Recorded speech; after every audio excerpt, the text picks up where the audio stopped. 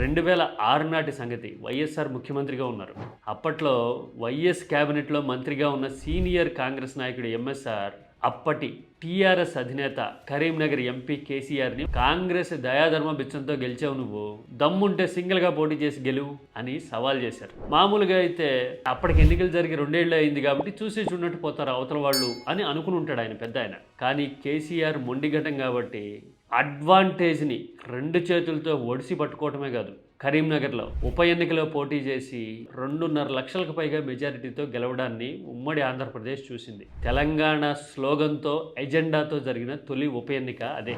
ఆ తర్వాత అప్రతిహతంగా ఉప ఎన్నికలు వరుసబెట్టి జరగటము, టీఆర్ఎస్ రాజకీయంగా బలపడడం అనేది ఆ తర్వాత అందరికీ తెలిసిన విషయమే.